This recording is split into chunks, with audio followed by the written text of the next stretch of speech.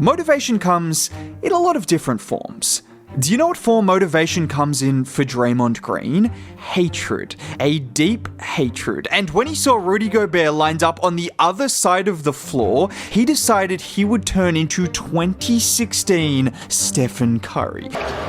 Butler finds Green, the hot hand, and he stays hot! This was one of the strangest games in NBA history, and before we even talk about it, there is one thing we need to say. Please be okay, Stephen Curry. Because whilst it was an incredible win from the Warriors in Minnesota, with Steph Curry missing more than half a game, they're gonna need Steph Curry back to win a championship. And as of now, we just have to sit back and hope that the hamstring strain he picked up on this play is nothing too serious. But in the meantime, we need to appreciate what the Warriors just did, and in particular, what Draymond Green just did. Because you can look at the box score and there were some good performances all across the board, but there is one man who was responsible for this win. Like I said, when he saw Rudy Gobert on the other side of the floor, he not only turned into the best shooter on the court, but he was the best playmaker, and as always, he was the best defender on the floor. And we need to start by talking about his shooting, because we've all seen Draymond hit a couple of early threes in games, but this was one of those games where he hit those early threes, but he had just that extra motivation seeing Rudy Gobert in front of him hitting 4 3-pointers in the span of 4 minutes. Just watch him here setting the screen for Steph, who obviously draws Rudy away before kicking it back to Dre, and if Big Rudy's not going to contest, Dre's going to knock that down. 20 seconds later, and just after Steph Curry had gone to the bench, so a pivotal point in the game, where all of us were thinking, where is the offense going to come from? Well, I said it before, but if Rudy Gobert is not even going to try contesting Draymond, he will hit those practice threes as he drilled another one. And at this point, Dre was just feeling himself. And all of a sudden, Draymond Green had single-handedly turned a 7-point Warriors lead into a 14-point Dubs lead, scoring 9 straight Warriors points. And in a game that was always going to be low scoring without Steph Curry on the floor, this stretch of play was crucial for not just the lead, but the confidence. And Dre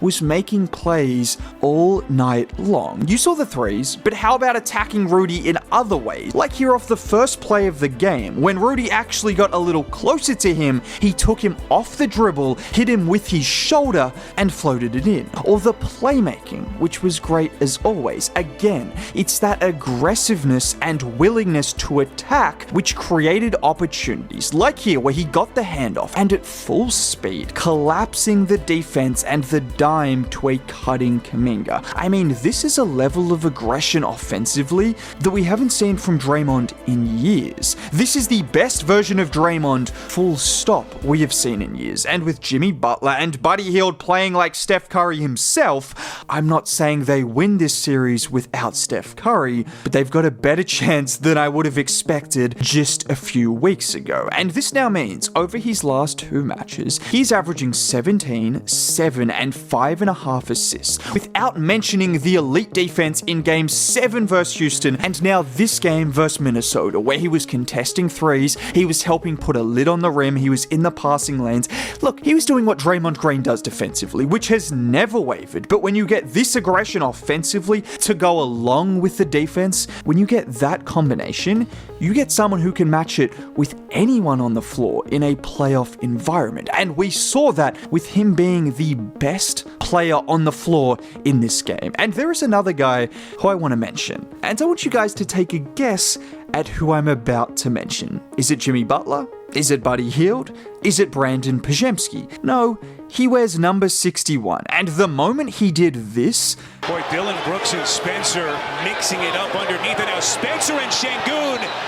Boy, look out, Jackson Davis shoving Şengün. We knew he was a dog, and I'm sure Draymond Green already knew that, but it definitely helped after seeing him go back and forth with that Rockets team, and what he did in garbage time of that game was more than just get in a fight with the Rockets. He was the reason the Warriors made a late comeback and had the Rockets stressing at the end of the game. So if you are capable of making plays against a full lineup of starters in Houston, you're capable of doing it against anyone. And I'll be honest, I'm not just saying this, but I'd been hoping for some Pat Spencer minutes over the last few games, and he didn't disappoint in this game. Not only did he hit one of the best shots of the playoffs, a running hook at full speed into the body of Julius Randle, but his activity, he was everywhere. Only playing 10 minutes, but it felt like he was out there for 25 with the disruptiveness and the activity at which he played with. Like here, where pretty much instantly after checking in,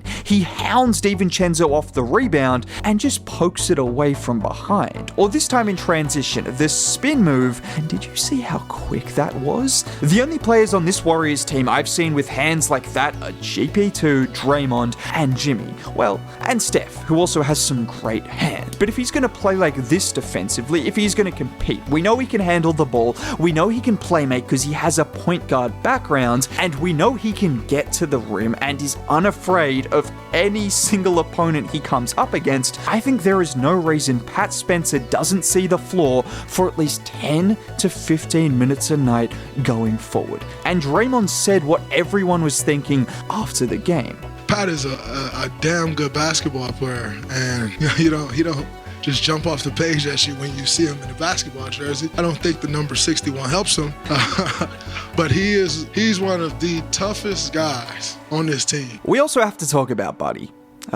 Buddy. Because this was the polar opposite of Game 7. Instead of shooting the absolute lights out in the first half like he did against Houston, Buddy could not buy a bucket, missing his first 8 shots. That's when Rockets fans had flashbacks, as he made 7 of his last 11 shots. And honestly, the Warriors were treating him like Stephen Curry out there. I'm not exaggerating. They were using Buddy Hield like he was Steph because they needed him to be Steph for that second half to hold off the Wolves. And he delivered. Watch him here getting the pass from Jimmy. He takes Nikhil off the dribble, kicks it out to GP2, and where have we seen that relocation before? I mean, obviously Buddy has done it as well, but it's nice to have someone who can pretend to be Steph even for a half, because that's just how impactful it can be, particularly in a system that knows exactly how to cater to someone who can move off the ball like Steph and Buddy can do. And it wasn't just that shot, but it was the timing of his 2 3-pointers in the fourth quarter. On both occasions, with the Wolves fighting back and bringing the lead to single digits, it was Buddy who hit the crucial threes. It felt like whenever the Warriors needed a bucket, it wasn't Jimmy Butler who they went to, it was Buddy Hield. And I expect to see a combination of those two,